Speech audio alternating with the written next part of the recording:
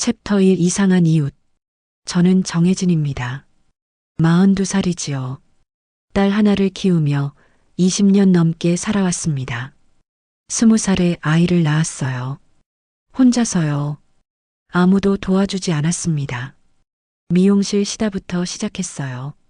새벽 6시에 출근해서 밤 9시에 퇴근했습니다. 손님들의 머리를 감겼어요. 바닥을 닦고 수건을 빨았지요. 손은 거칠어졌습니다. 등은 굽었어요. 밤에는 편의점에서 일했습니다. 10시부터 새벽 2시까지요. 집에 돌아오면 아기가 울고 있었어요. 젖병을 물리고 기저귀를 갈았습니다. 그리고 서너 시간 자고 다시 미용실로 갔지요. 그렇게 6년을 버텼습니다. 26에 미용사 자격증을 땄어요. 밤마다 책을 펼쳤습니다. 아기를 재우고 혼자 공부했지요. 눈물도 많이 흘렸습니다. 하지만 포기하지 않았어요. 자격증을 따고 스타일리스트가 됐습니다. 손님들이 저를 찾기 시작했어요. 실력을 인정받았지요. 조금씩 돈을 모았습니다. 33세 작은 미용실을 열었어요. 은행 대출도 받았습니다. 2천만 원이었지요. 보증인도 없이 받은 돈이었습니다.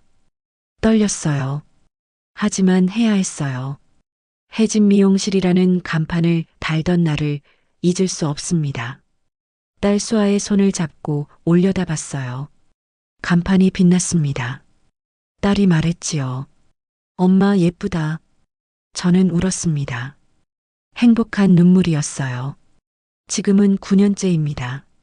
미용실은 안정됐어요. 단골 손님들이 생겼습니다. 대출도 거의 다 갚았지요. 딸 수아는 올해 21살입니다. 대학교 2학년이에요. 디자인을 전공합니다. 성적도 좋아요. 장학금을 받았지요. 카페에서 아르바이트를 합니다. 용돈을 스스로 벌어요. 착하고 밝은 아이입니다. 우리는 서울 외곽 작은 아파트에 살았습니다. 20평 남짓한 공간이었어요. 방 2개에 거실 하나. 좁았지만 우리에게는 전부였습니다. 20년을 여기서 살았어요. 그날은 4월 초였습니다. 봄이었어요. 옆집에 이사 온 사람이 있었습니다. 이사 트럭이 왔고 짐이 들어갔지요. 많지 않았어요. 혼자 사는 것 같았습니다. 다음 날 오후였어요. 초인종이 울렸습니다. 문을 열었습니다. 남자가 서 있었어요. 44쯤 되어 보였습니다. 키가 크고 어깨가 넓었어요. 단정한 차림이었지요. 회색 셔츠에 검은색 바지, 머리는 짧게 자르고 깔끔하게 빗었습니다.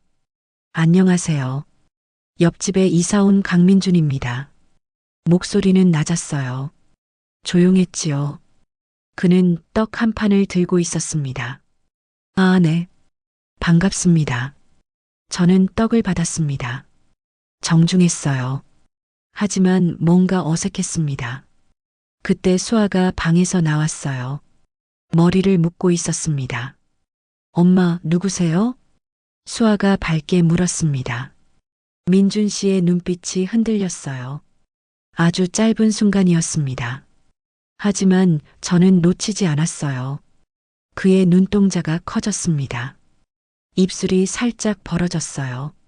놀람과 그리움이 섞인 표정이었지요. 마치 오래전부터 알던 사람을 만난 것 같았습니다. 안녕하세요. 수아가 인사했어요. 민준 씨는 고개를 끄덕였습니다. 말이 없었어요. 그저 수아를 보고 있었지요.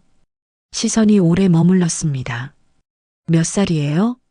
21살이요. 대학생이구나. 네. 디자인 전공이에요. 민준 씨의 눈가가 붉어졌습니다. 감정이 올라오는 것 같았어요. 하지만 금방 감췄지요. 열심히 해요. 감사합니다. 침묵이 흘렀습니다. 어색했어요. 그럼 잘 지내세요. 민준 씨가 돌아갔습니다. 문이 닫혔어요. 저는 떡을 내려다봤습니다. 찜찜했어요. 뭔가 이상했습니다. 여자의 직감이 경고했지요. 며칠 후였습니다. 매일 아침 7시 20분. 수아가 아르바이트를 가는 시간이었어요. 저는 우연히 알았습니다. 그 시간이면 어김없이 옆집 창문 커튼이 살짝 열렸어요. 처음엔 신경 쓰지 않았습니다. 우연이라고 생각했어요. 하지만 매일 같은 시간이었지요. 정확히 7시 20분. 하루는 실험을 했습니다. 수아에게 일찍 나가라고 했어요. 7시에 나갔습니다. 커튼은 열리지 않았어요. 다음 날은 늦게 나가라고 했습니다. 7시 50분에 나갔지요. 커튼은 여전히 닫혀 있었어요. 그 다음 날 다시 7시 20분에 나갔습니다. 커튼이 열렸어요. 등골이 서늘했습니다. 수요일 오후 3시. 저는 그 시간에 마트를 갔습니다. 20년간 바뀌지 않은 습관이었어요. 미용실 쉬는 시간에 장을 봤지요. 마트 입구에서 민준 씨를 만났습니다. 어머, 또 뵙네요. 아, 네. 안녕하세요. 그는 장바구니를 들고 있었어요. 우유 한 통과 빵 한 봉지뿐이었습니다. 이상했어요. 장을 보러 온 것 같지 않았습니다. 다음 주 수요일에도 마주쳤어요. 같은 시간, 같은 장소였지요. 그 다음 주에도 마주쳤습니다. 우연이라고 하기엔 너무 정확했어요. 수아가 일하는 카페, 달빛 카페라는 작은 가게였습니다. 학교 앞에 있었어요. 월요일, 수요일, 금요일이 딸의 근무일이었습니다. 그날만 민준 씨가 나타났어요. 커피 한 잔을 시키고 몇 시간씩 앉아 있었지요. 노트북을 펼쳤지만 거의 보지 않았습니다. 그저 수아를 보고 있었어요. 경비원 이경수 씨가 말했습니다. 52살의 다정한 분이었어요. 혜진 씨, 그 남자 매일 새벽에 나와요. 네. 누구요? 옆집 남자요. 502호. 매일 새벽 5시에 나와서 댁집 앞을 왔다 갔다 하더라고요. 조깅하나 보죠. 조깅하는 척 하는데 딱 댁집 앞에서만 속도가 느려져요. 좀 이상하더라고요. 저는 집에 돌아와 CCTV를 확인했습니다. 아파트 앱에서 공용 CCTV를 볼 수 있었어요. 이경수 씨 말이 맞았습니다. 매일 새벽 5시. 민준 씨는 우리 집 앞을 배회했지요. 조깅복을 입고 천천히 걸었습니다. 우리 집 앞에서는 거의 멈췄어요. 위를 올려다봤습니다. 우리 집 창문을요. 그리고 돌아갔지요. 그날 저녁이었습니다. 우편함을 열었어요. 청구서와 광고지 사이에 작은 쪽지가 있었습니다. 건강 조심하세요. 연필로 쓴 글씨였어요. 필체가 낯설었습니다. 수아 글씨도 제 글씨도 아니었어요. 심장이 빠르게 뛰었습니다. 저는 알았습니다. 이 남자 뭔가 이상하다고, 우리 딸을 노리고 있다고. 챕터 2 패턴의 발견. 다음 날 미용실에 단골 손님 김선영 씨가 왔습니다. 44살의 밝은 분이었어요. 10년 넘게 저를 찾아주셨지요. 혜진 씨, 오늘 표정이 안 좋네요? 무슨 일 있어요? 파마를 하던 중이었습니다. 저는 손을 멈췄어요. 선영 씨, 옆집 남자가 좀 이상해요. 이상하다니요? 어떻게? 자꾸 우리 딸을 지켜보는 것 같아요. 거울 속 김선영 씨의 얼굴이 굳었습니다. 그거 완전 스토커잖아요. 아직 확실한 증거가 뭐가 필요해요? 딸이 위험할 수도 있어요. 당장 경찰에 신고해야죠. 직접적으로 뭘 한 건 아니에요. 그냥 자주 마주치는 거예요. 자주 마주친다고요? 그게 우연일 리 없잖아요. 김선영 씨 말이 맞았습니다. 하지만 저는 어떻게 해야 할지 몰랐어요. 그날 저녁 수아가 도서관에 간다고 했습니다. 과제가 있다고 했어요. 팀플이라고 했지요. 몇 시에 와? 11시쯤? 조심해서 다녀와. 늦으면 전화해. 알았어, 엄마. 수아가 나갔습니다. 저는 설거지를 했어요. 하지만 계속 신경이 쓰였습니다. 9시가 됐습니다. 10시가 됐어요. 불안했습니다. 11시쯤 전화가 왔습니다. 엄마. 수아의 목소리가 떨렸어요. 평소와 달랐습니다. 왜? 무슨 일이야? 아무것도 아니야. 그냥 목소리 듣고 싶어서. 거짓말이었습니다. 딸의 목소리로 알 수 있었어요. 뭔가 있었습니다. 지금 어디야? 괜찮아? 도서관 앞이야. 곧 들어갈게. 엄마 사랑해. 나도 사랑해. 전화가 끊겼습니다. 저는 가만히 있을 수 없었어요. 옷을 챙겨 입었습니다. 차 키를 집었지요. 도서관으로 갔습니다. 20분쯤 걸렸어요. 캠퍼스 입구에 차를 세웠습니다. 도서관이 보였어요. 불이 환하게 켜져 있었지요. 그리고 길 건너 카페가 보였습니다.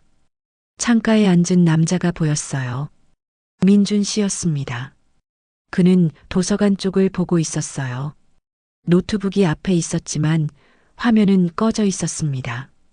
커피잔도 비어 있었어요. 오래 앉아 있었던 것 같았습니다. 제 손이 떨렸습니다. 핸들을 꽉 쥐었어요. 수아가 도서관에서 나왔습니다. 친구 2명과 함께였어요. 수아가 뒤를 돌아봤습니다. 불안한 표정이었지요. 민준 씨의 시선이 따라갔습니다. 저는 참을 수 없었어요. 차에서 내렸습니다. 카페로 들어갔지요. 민준 씨 앞에 섰습니다. 왜 우리 딸을 따라다니는 겁니까? 그는 놀란 표정이었습니다. 커피잔을 떨어뜨릴 뻔했어요. 죄송합니다. 그게 아니긴 뭐가 아니에요. 매일 새벽에 우리 집 앞을 배회하고 마트에서 저를 기다리고 딸이 일하는 카페에 와서 지켜보고 이게 우연이에요? 주변 사람들이 쳐다봤습니다. 속삭이는 소리가 들렸어요. 민준 씨의 얼굴이 창백해졌습니다. 오해예요. 설명할 기회를. 오해? 증거가 다 있어요. 신고할 겁니다. 당장? 저는 핸드폰을 꺼냈습니다. 112를 눌렀어요. 잠깐만요. 제발. 민준 씨가 손을 뻗었습니다. 하지만 저는 물러섰어요. 가까이 오지 마세요. 저는 카페 밖으로 나갔습니다. 심장이 미친 듯이 뛰었지요. 수아가 달려왔습니다. 엄마, 왜 여기 와? 무슨 일이야? 너, 그 남자 때문에 무서웠구나. 전화할 때 목소리로 알았어. 수아가 고개를 숙였어요. 눈물이 글썽였습니다. 미안해, 엄마. 걱정시키고 싶지 않았어. 아니야. 엄마가 지켜줄게. 앞으로는 혼자 다니지 마. 응. 집으로 돌아왔습니다. 그날 밤 잠이 오지 않았어요. 천장을 보며 생각했습니다. 경찰에 신고해야 할까요? 하지만 증거가 부족했습니다. 민준 씨는 직접 접근하지 않았어요. 협박도 위협도 폭력도 없었지요. 그저 지켜볼 뿐이었습니다. 법적으로 문제가 될까요? 하지만 그게 더 무서웠어요. 의도를 알 수 없었으니까요. 며칠이 지났습니다. 민준 씨는 조용했어요. 새벽 배회도 멈췄습니다. 마트에도 카페에도 나타나지 않았지요. 오히려 더 불안했습니다. 무슨 생각을 하고 있을까요? 금요일이었습니다. 수아의 학교에서 축제가 있었어요. 저는 미용실 일이 있어서 가지 못했습니다. 엄마, 축제 오면 좋겠는데. 미안해. 오늘 예약이 꽉 차서. 재밌게 놀다 와. 응. 사진 많이 찍어 올게. 수아가 나갔습니다. 저녁 6시쯤 수아가 돌아왔어요. 평소보다 일찍이었습니다. 얼굴이 창백했지요. 수아야, 벌써 왔어? 무슨 일 있었어? 수아가 소파에 앉았습니다. 한참을 말이 없었어요. 그 남자가 학교에 왔었어. 뭐? 제 목소리가 커졌습니다. 멀리서 봤어. 캠퍼스 구석에 서 있었어. 핸드폰으로 사진 찍는 것 같았어. 확실해? 응. 눈이 마주쳤어. 그 사람 놀라서 도망갔어. 제 안에서 뭔가 끊어졌습니다. 이제 더 이상 참을 수 없었어요. 이건 명백한 스토킹이었습니다. 딸의 학교까지 찾아온 거예요. 내일 경찰서 가자. 신고할 거야. 엄마, 안 돼. 이건 위험해. 더 이상 넘어갈 수 없어. 수아가 고개를 끄덕였습니다. 그날 밤 저는 결심했어요. 내일 아침 경찰서에 가겠다고. 증거를 모아서 정식으로 신고하겠다고. 딸을 지켜야 했습니다. 챕터 3 사진 벽의 비밀. 토요일 아침이었습니다. 경찰서에 가려고 준비했어요. 증거를 모았습니다. CCTV 영상, 쪽지, 수아가 찍은 사진들. 그런데 수아가 말했어요. 엄마, 오늘은 좀 기다려보면 안 될까? 왜? 무서우면 바로 해야지. 아니, 그게 아니라. 혹시 오해일 수도 있잖아. 오해? 응. 그냥 느낌이 그래. 뭔가 다른 이유가 있을 것 같아. 저는 딸을 쳐다봤습니다. 수아는 진지했어요. 알았어. 일주일만 기다려보자. 하지만 또 나타나면 바로 신고하는 거야. 응, 고마워 엄마. 며칠이 지났습니다. 민준 씨는 정말로 조용했어요. 새벽 배회도 없었습니다. 마주치지도 않았지요. 오히려 더 불안했습니다. 그날 밤이었습니다. 목요일 밤 11시쯤이었어요. 옆집에서 큰 소리가 들렸습니다. 쿵. 무언가 무거운 게 떨어지는 소리였어요. 그리고 유리 깨지는 소리가 들렸지요. 으윽. 낮은 신음소리였습니다. 수아가 방에서 뛰어나왔습니다. 엄마, 무슨 소리야? 옆집에서. 저는 귀를 기울였습니다. 조용했어요. 너무 조용했습니다. 사람이 다쳤을 수도 있잖아. 수아의 말이 맞았습니다. 아무리 싫은 사람이라도 다쳤다면 도와야 했어요. 저는 핸드폰을 챙겼습니다. 혹시 모르니까요. 112를 바로 누를 수 있게 준비했지요. 옆집 문 앞에 섰습니다. 초인종을 눌렀어요. 따르릉. 대답이 없었습니다. 다시 눌렀지요. 한 번, 두 번, 세 번. 여전히 조용했어요. 그런데 문이 살짝 열려 있었습니다. 잠금 장치가 안 된 것 같았어요. 여보세요? 괜찮으세요? 저는 문을 천천히 밀었습니다. 삐걱거리는 소리가 났어요. 혹시 다치신 거 아니에요? 거실이 보였습니다. 깔끔했어요. 소파, 테이블, TV. 하지만 생활의 흔적이 없었습니다. 사진도, 소품도, 식물도 아무것도 없었어요. 마치 호텔방 같았습니다. 사람이 사는 집 같지 않았지요. 부엌 쪽을 봤습니다. 설거지통에 접시 한 개, 컵 한 개, 냉장고 위에 아무것도 없었어요. 이상했습니다. 안방 문이 반쯤 열려 있었어요.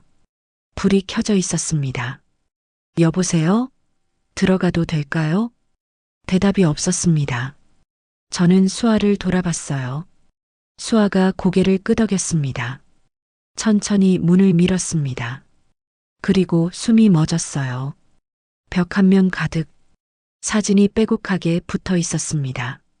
수백 장이었어요. 모두 수아의 사진이었지요. 유치원 입학식, 노란 모자를 쓴 작은 수아, 초등학교 운동회, 달리기를 하는 수아, 중학교 수학여행, 친구들과 웃는 수아, 고등학교 졸업식, 엄마와 단둘이 찍은 수아, 대학 입학식, 교복 대신 정장을 입은 수아, 모든 사진에 날짜가 정성스럽게 적혀 있었어요. 2009년 3월 2일, 2011년 5월 15일, 2013년 12월 24일, 2017년 3월 5일, 2021년 6월 10일, 2023년 2월 10일, 2023년 3월 2일, 2025년 4월 20일, 22년치였습니다. 수아의 전 생애가 그 벽에 있었어요. 뒤에서 수아가 작은 비명을 질렀습니다. 엄마, 이게 뭐야? 사진들은 모두 멀리서 찍은 것들이었습니다. 망원 렌즈를 사용한 것 같았어요. 수아는 카메라를 전혀 의식하지 못했지요. 그저 그 순간을 살아가는 모습들이었습니다. 사진 옆에 신문 스크랩이 붙어 있었어요. 지역 미술대회 금상 수상 마이너스 박수와 봉사활동 우수 학생 선정, 대학교 디자인과 장학생 선발. 수아의 모든 기록이었지요. 형광펜으로 밑줄까지 그어져 있었습니다. 책상 위에 낡은 노트가 있었어요. 가죽 표지였습니다. 모서리가 달아 있었지요. 오래 본 흔적이었습니다. 저는 떨리는 손으로 펼쳤습니다. 첫 페이지. 2004년 9월 15일 마이너스 태어났다. 새벽 3시 20분. 3.2kg. 작고 예쁘다. 멀리서만 봤다. 혜진은 혼자였다. 미안하다. 다음 페이지. 2009년 3월 2일 마이너스 유치원 첫날. 노란 모자를 썼다. 엄마 손을 놓지 않았다. 하지만 선생님이 부르자 씩씩하게 들어갔다. 울지 않았다. 대견했다. 그 다음 2011년 5월 15일 마이너스 초등학교 1학년 운동회. 달리기에서 3등을 했다. 1등은 못했지만 끝까지 뛰었다. 넘어지지 않았다. 자랑스러웠다. 계속 넘겼습니다. 2013년 12월 24일 마이너스 초등학교 3학년 크리스마스 합창 발표회. 솔로 파트를 맡았다. 목소리가 예뻤다. 혜진이 객석에서 울고 있었다. 나도 울었다. 2017년 3월 5일 마이너스 중학교 입학식. 교복이 조금 컸다. 그래도 씩씩해 보였다. 키가 많이 컸다. 2021년 6월 10일 마이너스 고등학교 2학년 미술대회 금상. 신문에 작게 났다. 오려서 보관했다. 그림을 잘 그리는구나. 2023년 2월 10일 마이너스 고등학교 졸업식. 엄마와 단둘이 사진을 찍었다. 많이 컸다. 이제 어른이 되었구나. 아빠는 없지만 잘 자랐다. 22년치 일기였습니다. 모든 날짜가 정확했어요.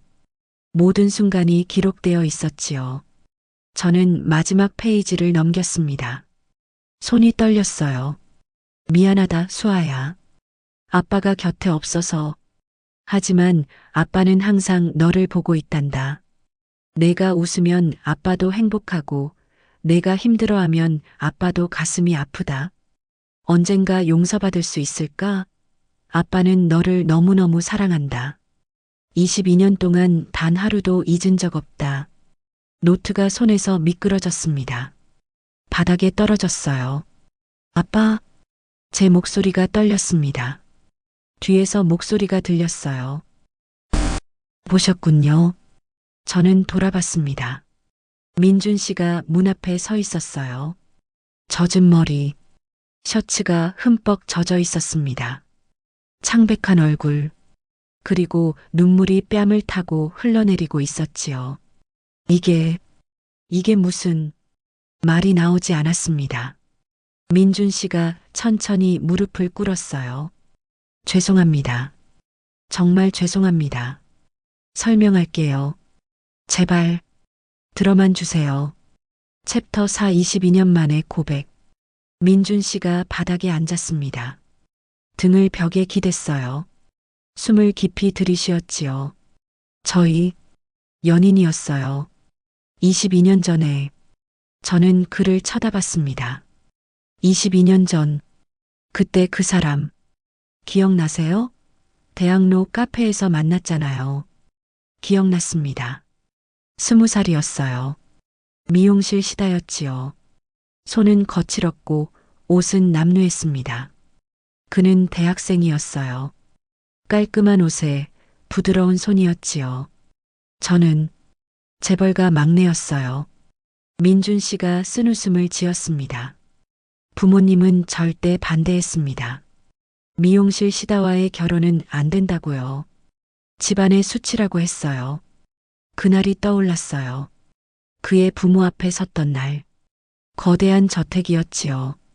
그들은 저를 위아래로 훑어봤습니다. 애가 있다고요? 지워요. 그들이 말했어요. 우리 아들은 당신 같은 애랑 결혼할 수 없어요. 얼마 줄까요? 얼마면 사라질 건가요? 수표를 내밀었지요.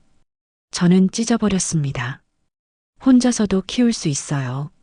신경 쓰지 마세요. 그렇게 말하고 나왔어요. 혜진 씨가 말했잖아요. 혼자서도 키울 수 있다고. 신경 쓰지 말라고. 민준 씨가 고개를 떨궜습니다. 저는 겁쟁이였어요. 부모님한테 대항하지 못했어요. 그냥 군대에 갔습니다. 군대에서 부모님이 혜진 씨 연락처를 바꿔버렸어요. 전화번호, 집 주소, 모든 걸요. 제가 연락할 수 없게 만들었지요. 민준 씨의 목소리가 갈라졌습니다. 2년 동안 편지를 썼어요. 수백 통? 하지만 부모님이 다 버렸어요. 전역하고 찾아갔는데 혜진 씨는 이미 이사 가신 후였어요. 3년을 찾았어요. 사립탐정도 고용했습니다. 그리고 찾았어요. 혜진 씨와 수아를. 민준 씨가 수아를 봤습니다. 눈물이 또 흘렀어요. 처음 봤을 때 숨이 멎는 줄 알았어요. 4살이었어요. 유치원 앞에서 혜진 씨 손을 잡고 있었지요. 너무 작고 너무 예뻤어요. 나타나고 싶었어요. 뛰어가서 안아주고 싶었습니다. 하지만 민준 씨가 고개를 저었습니다. 혜진 씨가 싫어할 거라고 생각했어요. 수아도 혼란스러워할 거고요. 그래서 멀리서만 봤습니다. 매달 돈을 보냈어요. 익명 계좌로요. 50만 원씩. 저는 알았습니다. 그 익명 계좌. 매달 정확히 50만 원씩 입금되던 돈. 출처를 모르는 돈이었어요. 저는 그 돈 덕분에 수아 학원비를 댈 수 있었습니다. 입학식도, 운동회도, 발표회도, 졸업식도. 저는 항상 멀리서 지켜봤어요. 사진을 찍었어요. 기록했지요. 민준 씨가 벽에 사진들을 봤습니다. 22년 동안 단 하루도 빠짐없이요. 수아가 앞으로 걸어 나왔습니다. 천천히요. 그래서 당신이 제 아빠예요? 민준 씨가 고개를 끄덕였습니다. 미안하다, 수아야. 아빠 자격이 없어. 22년 동안 곁에 없었잖아. 22년이나 지켜봐 주신 거예요? 응. 내가 넘어지면 달려가고 싶었어. 상 받으면 축하해주고 싶었고, 아플 때 안아주고 싶었어. 하지만 참았어. 넌 엄마랑 잘 자라고 있었으니까. 저는 벽에 기댔습니다. 다리에 힘이 풀렸어요. 22년간의 기억이 스쳐 지나갔습니다. 혼자 아이를 낳던 새벽. 밤새 아기를 안고 울던 날들. 미용실 바닥을 닦으며 눈물 흘리던 밤들. 학원비가 없어 막막했던 순간들. 그 모든 날에 익명 계좌로 돈이 들어왔어요. 매달 정확히요. 왜 나타나지 않은 겁니까? 제 목소리가 떨렸습니다. 무서웠어요. 거절당할까봐. 혜진 씨가 절 미워할까봐. 수아가 저를 싫어할까봐. 민준 씨가 얼굴을 가렸습니다. 그래서 멀리서만 봤어요. 이 정도라도 할 수 있어서 감사했어요. 최근에 옆집으로 이사 온 건 마지막 용기를 냈어요. 조금만 더 가까이서 보고 싶었어요. 하지만 또 겁이 났어요. 그래서 그냥 지켜만 봤습니다. 침묵이 흘렀습니다. 긴 침묵이었어요. 저는 한참을 서 있었습니다. 그리고 천천히 입을 열었어요. 일주일에 한 번, 일요일 저녁에만 민준 씨가 고개를 들었습니다. 일요일 저녁에만 만나요. 천천히 알아가 보죠. 22년의 공백을. 정말 괜찮으세요? 모르겠어요. 아직도 화가 나요. 원망도 돼요. 하지만 수아를 위해서라도 시도는 해봐야죠. 수아가 저를 안았습니다. 고마워, 엄마. 정말 고마워. 민준 씨가 일어섰습니다. 깊게 절했어요. 감사합니다. 평생 후회 없이 살겠습니다. 우리는 집으로 돌아왔어요. 그날 밤 저는 잠들지 못했습니다. 22년 전 그 사람. 22년 동안 멀리서 지켜본 남자. 스토커가 아니었어요. 아버지였지요. 챕터 5 새로운 시작. 첫 일요일이 왔습니다. 저녁 6시. 초인종이 울렸어요. 민준 씨가 서 있었습니다. 정장 대신 평범한 셔츠를 입고 있었어요. 손에는 과일 바구니가 있었지요. 들어오세요. 저는 문을 열었습니다. 어색했어요. 22년 만이었으니까요. 아니, 사실 처음이었습니다. 이렇게 마주 앉아본 적이 없었으니까요. 앉으세요. 식탁을 차렸습니다. 간단한 저녁이었어요. 된장찌개와 김치, 그리고 계란말이. 수아가 좋아하는 메뉴였지요. 맛있겠네요. 민준 씨가 말했습니다. 목소리가 떨렸어요. 수아야, 내가 좋아하는 음식이 뭐야? 민준 씨가 조심스럽게 물었습니다. 떡볶이요. 엄마가 해주는 떡볶이가 제일 맛있어요. 그렇구나. 다음엔 내가 만들어 볼게. 잘할 수 있을지 모르겠지만. 아빠도 요리할 줄 아세요? 수아가 물었어요. 아빠라는 말에 민준 씨의 눈이 붉어졌습니다. 손이 떨렸어요. 조금. 22년 동안 혼자 살아서 배웠어. 맛은 보장 못하지만. 괜찮아요. 저도 도와드릴게요. 저는 차를 따랐습니다. 손이 떨렸어요. 찻잔이 덜덜 소리를 냈지요. 혜진 씨, 민준 씨가 저를 불렀습니다. 정말 미안해요. 매일 미안해요.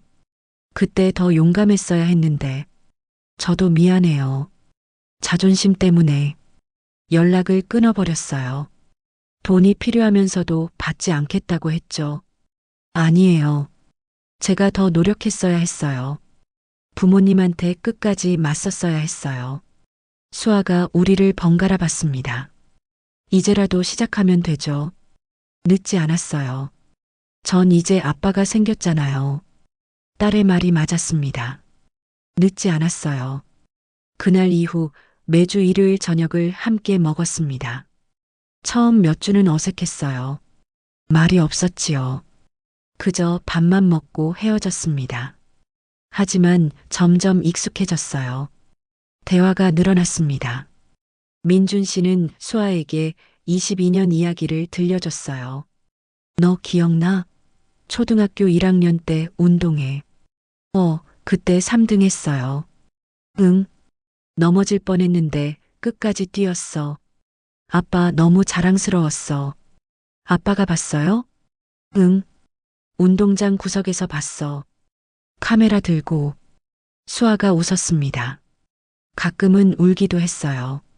아빠, 크리스마스 합창 때도 봤어요? 당연하지. 솔로 파트 맡았잖아. 목소리 정말 예뻤어. 엄마가 운다고 창피했는데. 아빠도 울었어. 객석 맨 뒤에서. 저는 그 모습을 지켜봤습니다. 웃고 울고 이야기하는 두 사람을요. 그리고 깨달았어요. 가족이란 혈연만이 아니라는 걸요. 시간과 마음으로 만들어지는 것이라는 걸요. 석 달이 지났습니다. 어느 일요일이었어요. 민준 씨가 물었습니다. 혜진 씨, 다시 시작할 수 있을까요? 저는 한참을 생각했습니다. 찻잔을 들었다 놓았다 반복했어요. 천천히요. 아직 준비가 안 됐어요. 22년은 쉽게 잊히지 않아요. 알아요. 당연해요. 기다릴게요. 22년도 기다렸는데 조금 더 기다릴 수 있어요. 고마워요. 아니에요.